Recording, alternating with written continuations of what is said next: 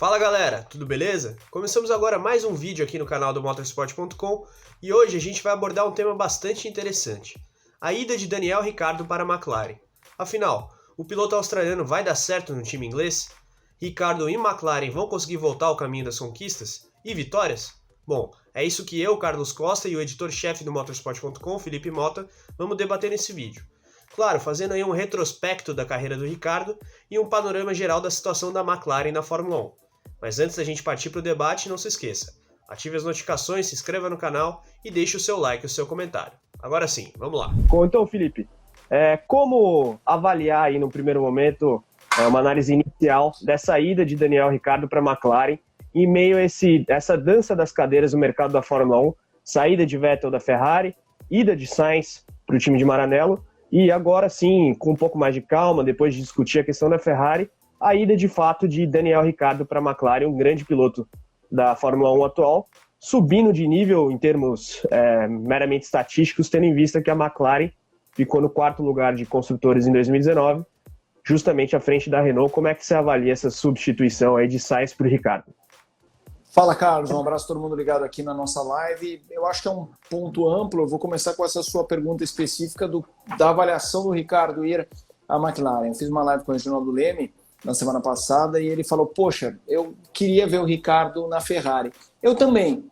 Eu acho que o Ricciardo é um super piloto, muito carismático, muito carismático, um cara legal, que tem um sobrenome italiano, embora a relação seja muito pequena, tanto que não é nem Ricciardo, né? É Ricciardo, né? Então, mas tudo bem, aí é a questão do país, ele é como australiano.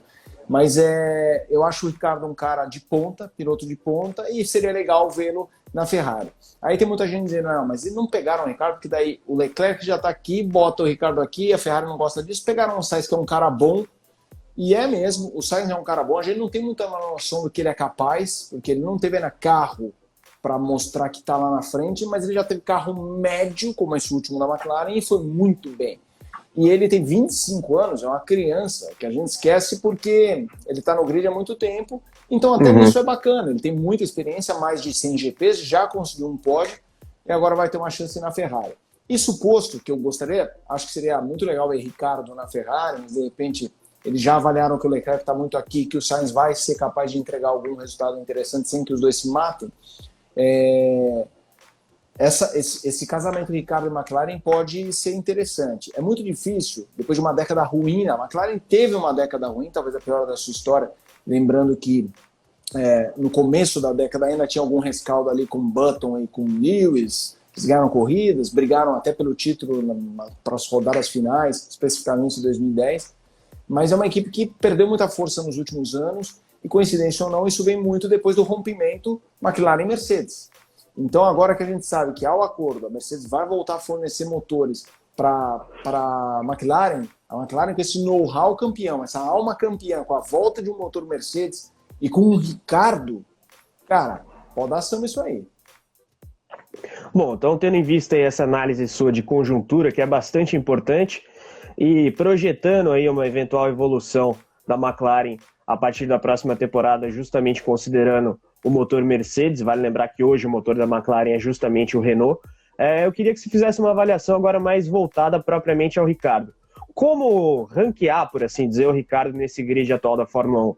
Vale lembrar que ele peitou o Max Verstappen por muitas ocasiões na Red Bull, é um cara que já foi tido como futuro campeão, ganhou do Vettel na própria Red Bull em 2014. Como que a gente consegue ranquear? Piloto top 5 do grid, top 3? Qual que é a sua opinião? Essa é uma pergunta boa, quero também ouvir. Eu fiz algumas anotações, sei que estou parecendo coroa, né, tirando o óculos ou não, mas a questão é mais pela iluminação para não ficar ruim. Mas agora eu vou olhar para baixo. Eu fiz algumas anotações. Ricardo chegou na Fórmula 1 em 2014, né? 2014 chegou na Red Bull. 2012 ele chegou na Toro Rosso. Ele foi companheiro, 2012, do Verne, 2013 também no Verne. É interessante observar que em 2012 o Verne termina na frente dele na matemática. Mas eu me lembro, eu cobria a Fórmula 1 em todas as corridas, em 2012, 2013, eu me lembro que o ranqueamento era de, esse Ricciardo parece, isso de bastidor, né? Porque às vezes a gente, mesmo imprensa, a gente avalia muito os pontos, quem terminou na frente, mas uma equipe tem um painel de informações muito maior. Então, às vezes, um cara soma mesmo 2 pontos a mais do que o outro, o que está menos avaliado pela matemática é o cara que está com uma melhor avaliado pela equipe. O Ricardo somou 10 pontos, o Verne 16. Mas o Verne pontuou em 4 provas, enquanto o Ricardo pontuou em 1, 2, 3, 4, 5, 6. Ele pontuou mais vezes do que o Verne, mas o Verne fez uma pontuação maior. Em 2013 foi o ano realmente da consolidação do Ricardo nesse sentido de Red Bull. Ele superou o Verne, tanto que ele foi promovido à Red Bull, depois da aposentadoria do Mark Webber, na Fórmula 1, né? Ele foi correr de WEC, e o Verne foi limado. E o Verne foi bicampeão na Fórmula E, bicampeão na Fórmula E, então é um cara que merece respeito. Então, naquele ano, em 2013, a gente vê que ele somou 20 pontos contra 13 do Verne. E aí, muito mais vezes na zona de pontos e tudo mais. Quando ele chega na Red Bull, que é esse ponto importante de você, que eu acho que é aqui que a gente tem que focar ainda mais, é que muita gente esquece a período do Ricardo da Toro Rosso. Eu mesmo lembrava que o Verne era companheiro, mas não lembrava essa gangorra. Quem foi melhor, quem foi. E por isso, ontem, no madrugadão, eu dei essa olhada. O nabo que ele dá no Vettel em 2014 é absurdo. Tanto que ele é o terceiro colocado, ele é o primeiro dos outros, porque foi um ano muito Mercedes, né, quando iniciava-se o domínio da Mercedes. Hamilton campeão, Rosberg segundo, o Ricardo é o terceiro, o Bottas com a Williams é o quarto e o Vettel é o quinto. O Ricardo soma 238 pontos contra 167 do Vettel. O Vettel não ganhou nenhuma corrida, o Ricardo ganhou 3. E aí todo mundo falou, meu Deus. Aí o Vettel sai. Primeiro vem o Daniil Kvyat. E aí, para mim, é o low point do Ricardo. Muita gente não lembra.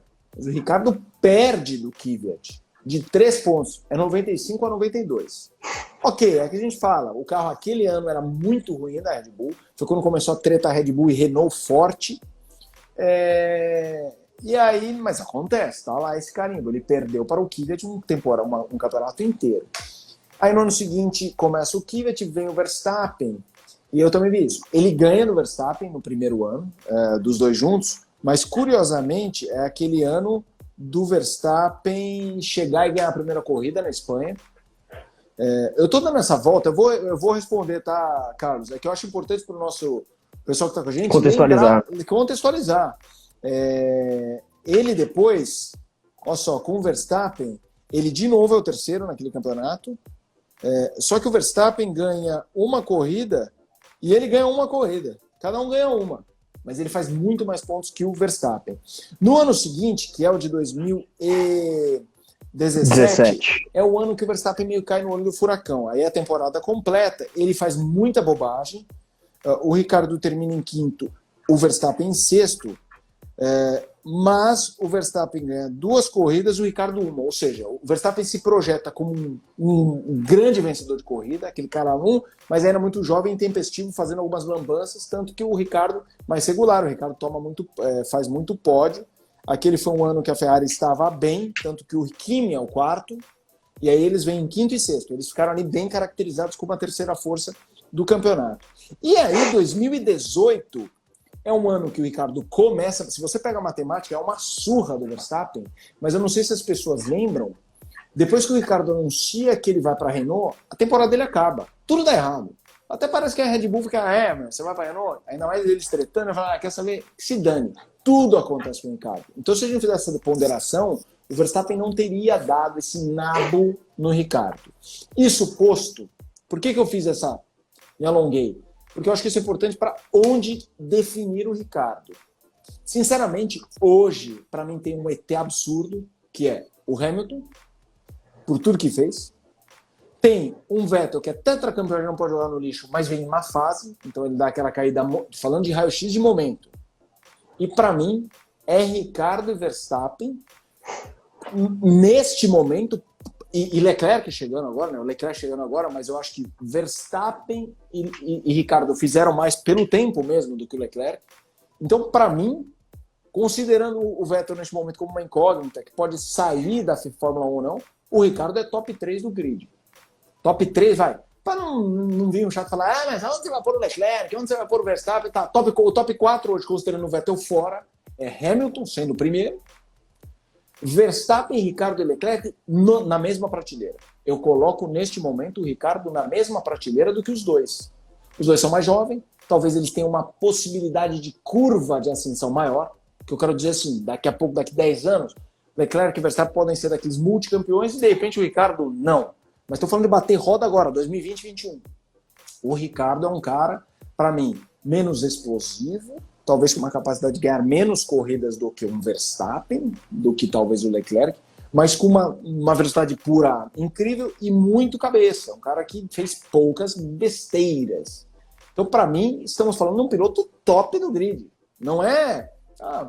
o Ricardo é legal. Para mim, o Ricardo é um piloto top do grid. Eu de fato concordo, acho que bastante interessante essa discussão, justamente tendo a dualidade, por assim dizer, Verstappen e Ricardo em vista, porque muita gente, como você disse que ele está aí no mesmo patamar, talvez um degrauzinho abaixo, mas eu vejo que são dois pilotos muito reconhecidos, só que avaliados de maneira muito distinta, de maneiras muito distintas, na verdade. E eu acho justamente interessante a gente fazer essa comparação numa perspectiva do que pensando no que o Ricardo poderia fazer com um carro de ponta de grid, claro, nos remetendo ao período dele de Red Bull contra o próprio Verstappen. E aí vem a questão que para mim é chave, a dualidade ali, consistência e arrojo. O Ricardo é um cara extremamente consistente, um cara tido inclusive como cerebral do ponto de vista de gerenciamento de corrida, não tem aquele lado de engenharia tão grande, mas é um cara que sabe preservar os carros, via de regra preserva os pneus mais do que os seus companheiros, então é um cara que sabe lidar com essa configuração atual da Fórmula 1, tendo em vista regulamento, motores híbridos, inclusive a questão do período dele com o Vettel passou muito por isso, né, de se adaptar melhor ao carro, e eu vejo que isso é algo que é característica nata dele, ter em vista o começo de carreira. Vale lembrar, ele começa a carreira na Fórmula 1 lá na Espanha, uma equipe muito ruim. A passagem pela Toro Rosso, de fato, tem esse turning point da consolidação de um piloto consistente. Vale lembrar que o Vergne também é um piloto consistente, ainda é um piloto consistente, inclusive na Fórmula E. Então, acho que dá para dizer, sim, que ele está no top 3, justamente pelo fato de que o Leclerc ainda não teve experiência comparável nem a ele, nem ao Verstappen, mesmo que sejam da mesma idade, o Verstappen muito mais experiente que o Leclerc. E, claro, o Hamilton se mantém aí na elite do pelotão. Duas coisas. Primeiro, legal você ter lembrado da Espanha. Tinha esquecido totalmente do ano desprezível, não dele, mas da equipe bacana. E eu acho que tem um detalhe. Alguém colocou aqui, Cássio Garcia. Ele falou assim, as ultrapassagens são a marca do Ricardo. Tem essa. Ele não é só aquele cara cerebral que fica em quinto, dá um errinho aqui, uma cagada ali, ele vai e ganha a corrida. O Ricardo é um cara marcado por vitórias épicas. A gente já fez uma notícia do Ricardo. É muito raro. Épicas talvez seja uma definição muito, mas ele tem corridas grandiosas. Isso que eu quero falar. Lembra assim, o Barrichello é um pouco assim, o cara que tem 11 vitórias e ganha umas corridas, uau! Não tem aquela corrida muito flat, o cara larga na pole, vai, ganha, pá. Não, o Ricardo é meio assim, e isso o piloto Mané não faz. Se o Ricardo fosse Mané, ele não teria das vitórias que ele tem, uma porcentagem tão grande, para não dizer quase todas, sempre coisas categóricas. E a gente viu até na série do Netflix, eu não sei se foi a segunda temporada ou na primeira, eu acho que foi na primeira, um episódio que era meio que ele, sabe? E aí tem uma corrida dele ganhando, passando geral, e o comentário de alguém que dá uma entrevista, ou dos narradores ali, vem Ricardo, o homem que sabe negociar ultrapassagens e tal. Ele é muito completo nisso. Não estamos falando só do cara que é cerebral, poupa pneu, vai lá, tipo aquele lobo solitário que vence pelo cansaço. Não, o cara que tem punch, entendeu? Então, ia se engano, corrida contra um monte de cara bom, Hamilton na bunda dele, Vettel e tal. Então, na minha opinião, ele já provou ser um piloto de ponta. É que os últimos 2 campeonatos, a Renault ruim, e aquele ano com o Verstappen, em que ele começou tão bem quanto, e quando anunciou que ia sair, porque ali a Red Bull deu um mega contrato para o Verstappen. Ok, eu também acho que talvez o Verstappen, como eu disse, nessa linha de curva de aprendizagem que ele vai ter, ele tem um sarrafo, uma possibilidade interna, um talento de elevar o sarrafo maior do que o Ricardo. Talvez a equipe tenha visto isso e falou, cara, mesmo o Ricardo nesse pau a pau, pum, eu vou meter as fichas desse cara. O Ricardo ficou meio puto, falou que essa eu vou embora. Mas depois que ele assina, ele é destruído, ele tem um monte de problema e tal. Até assinar, tá pau a pau. Então, para mim, o Ricardo é muito bom. Eu acho que a gente precisa conversar, até pergunto para você, Carlos, a McLaren nessa equação. Qual o peso de um piloto bom que possa ganhar corrida num time que sabe ganhar corrida, mas não ganha há muito tempo? Como é que você vê o lado da McLaren nessa equação com o Ricardo? Eu acho que, de fato, tendo em vista a ótica do time, a contratação do Ricardo é uma grande notícia para a McLaren, justamente pelo fato de que agora há realmente uma referência, não só do ponto de vista do carisma, porque isso não foi um problema para a McLaren em 2019, mas uma referência no sentido de capitalizar o potencial que a equipe vem mostrando ao longo aí, mostrou, aliás, ao longo da temporada 2019. Espera-se que a curva seja de crescimento e não de declínio com a volta dos motores Mercedes à McLaren, né? Vale lembrar que a McLaren e a Mercedes tiveram parceria de fornecimento de motores por muitos anos, agora o retorno da montadora alemã ao time britânico em termos de unidade de potência, mas ter esse cara que já ganhou várias corridas, se não me engano, 7 vitórias na Fórmula 1, um cara que tem esse trademark, por assim dizer, de ser um grande ultrapassador, talvez não tanto do ponto de vista da comparação com o Verstappen, no que tange aí é tirar o coelho da cartola, mas um cara que capitaliza o potencial do carro, um cara que está numa estratégia de corrida, chega no momento de fazer a ultrapassagem e de fato faz. Não é aquele cara que chega atrás do cara e fala que não consegue passar por conta de turbulência, essas coisas que de fato são uma realidade, mas ele vai lá e supera.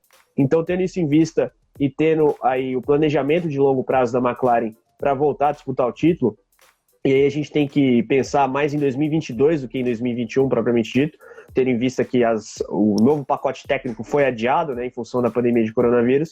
Eu acho que é muito salutar para a equipe, inclusive uma configuração de dupla de pilotos, porque vai ter um cara que agora, de fato, é vencedor, embora o Sainz seja um piloto de bastante qualidade, ele não é um vencedor no sentido literal da palavra. Nunca ganhou uma corrida, tem só um pódio que foi herdado, embora muito merecido. A gente está falando, é claro, do pódio do GP do Brasil de 2019 com a McLaren, mas agora o Ricardo é um cara que eleva, inclusive, o sarrafo do Norris, tendo em vista que ele é o Daniel Ricciardo, que superou Sebastian Vettel na Red Bull, que bateu de frente com o Verstappen, e aí você citou a questão o arranjo político por trás da Red Bull Renault em 2018. Eu acho muito interessante a gente se remeter justamente àquilo que você falou, que é a questão da Netflix. Ficou muito claro ali que a negociação foi totalmente impactada também pelas tretas entre o Cyril Abiteboul, que é o chefe da Renault, e o Christian Horner, que é o chefe de equipe Exato. da Red Bull. E nesse sentido, o Verstappen, muito mais novo, muito confrontativo do ponto de vista retórico e de pista relativamente ao Ricardo, foi o investimento. Eu acho que dá para dizer justamente isso. A Red Bull preferiu investir num cara que é 8 anos mais novo e tão talentoso quanto ou mais. Então, é justificável a escolha por parte da Red Bull, e o caminho natural do Ricardo foi sair tendo em vista justamente a construção da carreira dele com o objetivo de eventualmente conquistar o título. Eu acho que agora, para a McLaren e para o Ricardo, para esse casamento, por assim dizer, o foco é 2022, coroar um trabalho que vai começar a se desenvolver em 2021. Exato, duas coisas da minha parte. Primeiro, parece meio, não óbvio, mas parece sensato avaliar que o Verstappen vai ter esse longo prazo com mais possibilidades de alto do que o Ricardo, pela pouca idade, pelo que ele fez de forma assustadora. Mas, assim, isso é uma projeção, não é uma adivinhação. Você baseia, uma equipe baseia com dados e com feeling, e fala, pô, meu feeling diz que esse cara lá na frente vai ser um dos maiores, e talvez esse aqui não, ou esse aqui não, o Ricardo. Isso a gente está fazendo essa projeção numa equipe que escolhe. O que eu estou falando é que no pau a pau, hoje, não dá para nada, não existe um argumento que ranqueie o Ricardo como um derrotado claro numa disputa de igual para igual com um Verstappen, com um Leclerc. Se o carro ele tiver pau a pau com a velocidade pura igual, ele vai entregar tanto quanto. É a minha opinião.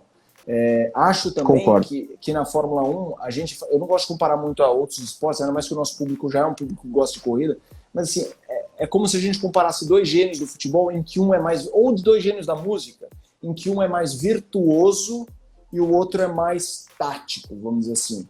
Então, assim, é como se a gente... O Zidane foi um dos maiores que eu vi jogar. Se não, até ser Messi e Cristiano Ronaldo é o maior que eu vi jogar. Mas ele era menos virtuoso, o cara cerebral, mas ele não tinha aquela... Você não vê trocentos mil arrancadas, dribla 1, dribla 2, o Ronaldo Fenômeno, por exemplo, ou como o Ronaldinho. Então, acho que tem isso. O Verstappen é mais pirotécnico, ele é um monstro. Então, isso acaba fazendo saltar nos olhos e falar, esse cara é melhor que eu. Mas se a gente parar para pensar o que o Ricardo fez, ele teve vitórias realmente impactantes. Então, esse é um ponto. Eu acho que hoje não dá para fazer uma diferenciação do tipo, eu vou pegar minhas fichas, destaca tudo no Verstappen que é tiro certo. Tô dando nesse comparativo com o Ricardo. Não acho. Acho que é pau e pau nos bons com o Leclerc e com o próprio Hamilton em condições iguais. Ele peita o Hamilton, talvez o Hamilton, pela experiência hoje em dia, pelos títulos, consiga em 20 corridas fazer isso mais vezes do que um Ricardo, não vai ser qualquer um. Mas numa corrida ali, não esquece. E sobre a McLaren, eu trago uma questão sobre o impacto de uma mudança de motor. Eu vi algumas na época de estar ali no paddock, que eu cito duas, de um impacto da chegada simplesmente do motor, que o público vai falar, mas não era só o motor, e não era, mas que ajudou muito. Honda para Brown e a Williams. Honda para Brown, eu me lembro, o Rubinho foi literal em off.